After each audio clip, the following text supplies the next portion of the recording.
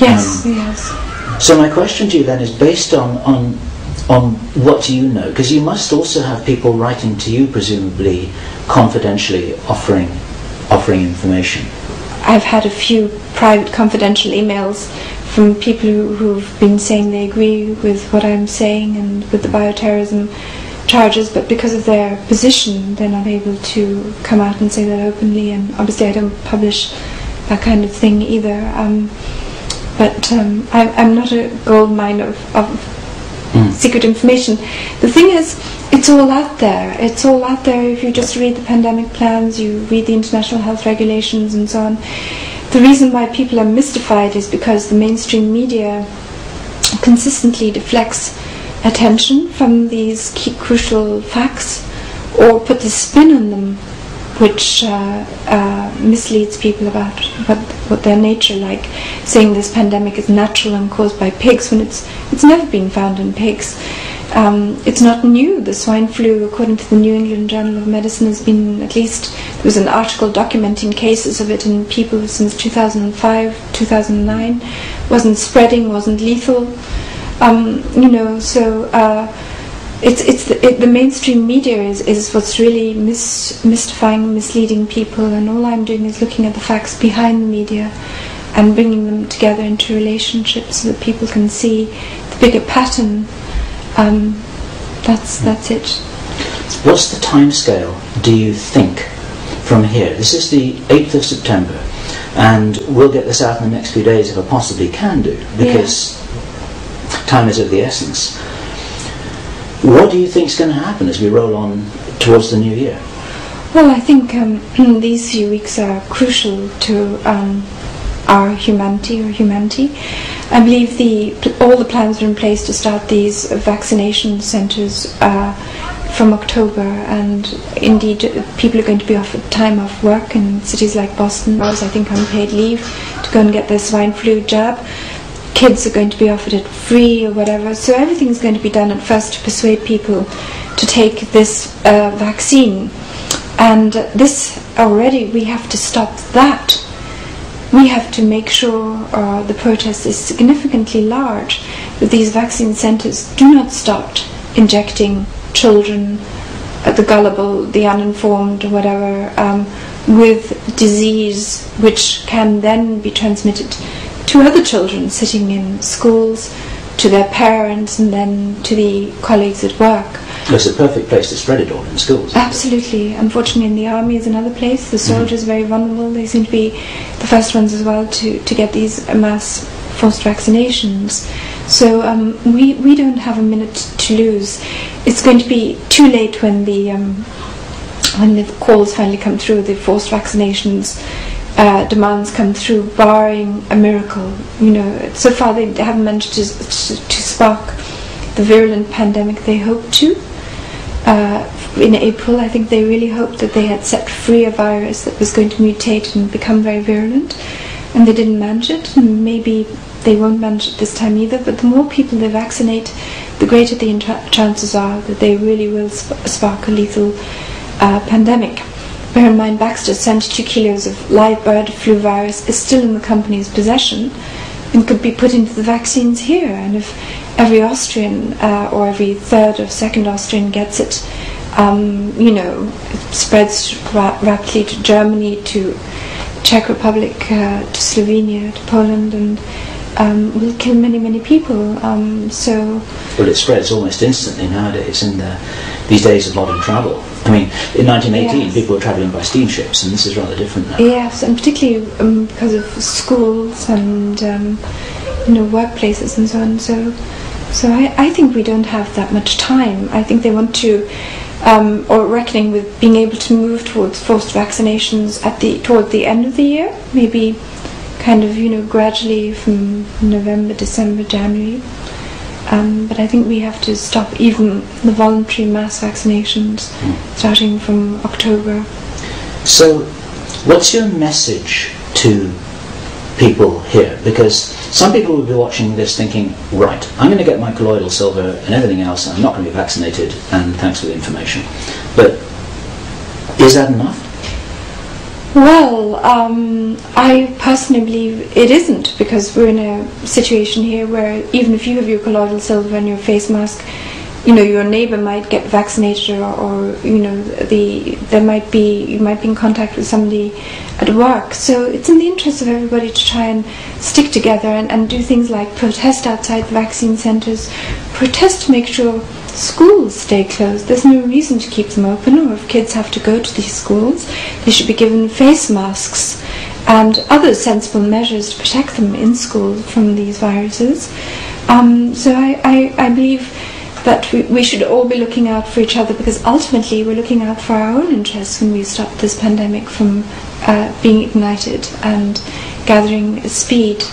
However, if all you're willing to do is take the colloidal silver and the face mask, fine, as long as you're willing then, when the order comes for you to take it or to go to quarantine, to resist at that point, or be faced with being imprisoned or whatever.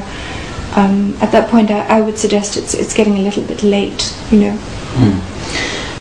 How much support are you getting personally? How do you feel? Because you're like a lonely soldier here fighting this in Austria, sort of unconnected, at least physically, with the rest of the world. What is it that sustains you and keeps you going and gives you the strength to keep on fighting? Because it's not easy, is it? Well, I have to say, I look at the evidence and I see that there is a real threat also to me. I mean, I am also going to be one of the people who could be infected by this pandemic virus, or could be forced to take this vaccination, and stamped a criminal if I don't take it. And this is not a very palatable kind of prospect, and it's not exactly how I, want to spend my time, ill or sick or prematurely dead from something like this.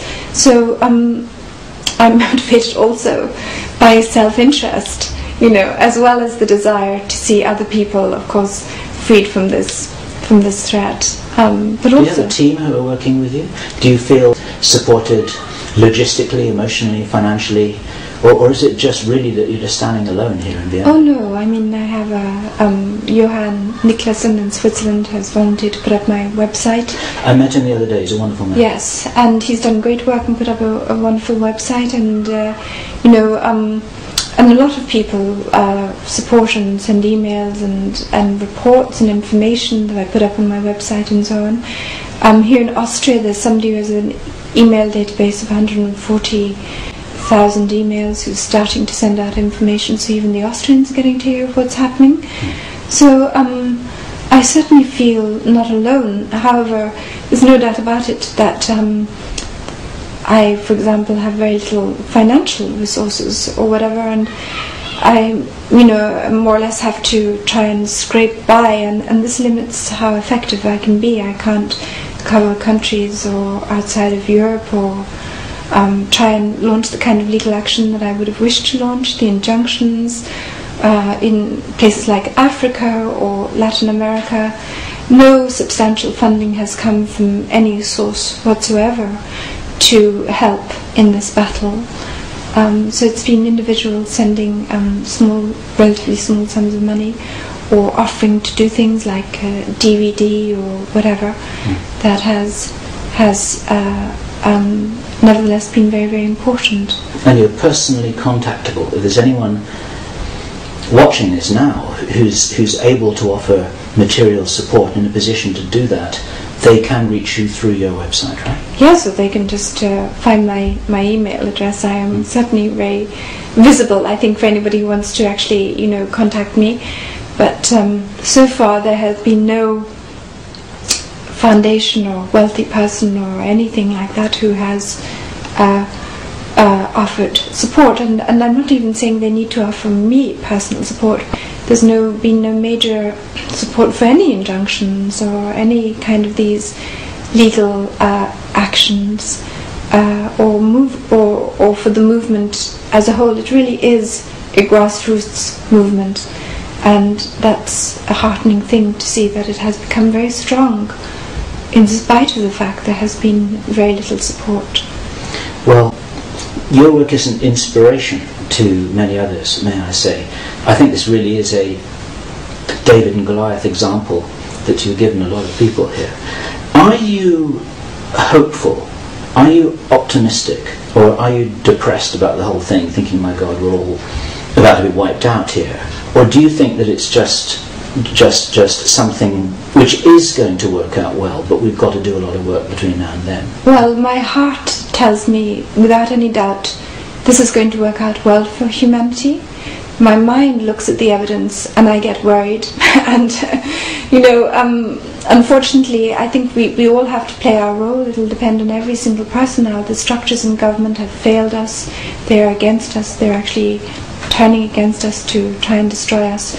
And it really is up to every single individual now to stand up, say no, and organize to remove these structures once and for all, and open the way for us, every single person, to have a new future of dignity, of freedom, where we can enjoy lives free of stress, free of worry, as we are meant to enjoy our lives, and open the way for the next generation to have a proper, healthy opportunities, sensible working conditions, good education systems, and for humanity to begin a new era free of these monstrous plots against us. Jane Burgermeister, thank you so much. Thank you, Bill. It's a good one. Okay. Okay, well done. Yeah, that was as good as I could have ever hoped it to be. I felt that. How did you feel? Yeah, I also felt it went very well. So it all seemed to have been okay. Oh yeah, it's a rousing speech. Everything's fine. The battery worked. You can. I can't show you what you look like. I hope I look okay. You look actually really quite fine. I have a second opinion here. Will you confirm, as a disinterested observer? Well, because I don't often look so good on camera. It looks nice, doesn't it? Very nice, Jane. No, I can't bear to look. No, but at the end of the day, vanity cannot play a role. Unfortunately, the YouTube video has to go on looking as I look, Bill. That's a fact. And I know that problem. But how you speak is heart-touching. Yes, but I look bad. Do I have dark lines on my face? Actually, you don't. Actually, you don't. You look really beautiful. No, usually it works okay if I look better on video than I do usually on. But I can't concern myself with that, to be honest. I have to accept that whatever way I look. Only woman can say how another woman looks beautiful. Well, I'm not going to look at the video. To be honest, I don't look at the video, and I realise I have to try and look okay. I hope you're not still filming all of this, Bill. Just in case there are any outtakes, but sometimes I just get a freeze frame or a little quote. Okay. But don't worry, we're not going to do anything against it. At the same time, I'm aware that I have to try and present a good image. I do my best, and if it looks terrible, there's nothing I can do. Yeah. Well, the way that it's worked for us is because we're so obviously human. People actually trust us. We had this wonderful joke, which was actually a serious email that we got from somebody about a year ago, who said, "I used to think that you were working for the CIA, but your videos are so unprofessional that now I know that you can't possibly be. Otherwise, they'd be a lot better quality. They'd buy you more clothes, they'd buy you a different T-shirt. So there's something that's probably that helps about looking like an ordinary citizen, as opposed to some kind of a star putting on a polished performance with your auto cue here and all this kind of stuff. Okay. Forget it. We're people, and that's the message.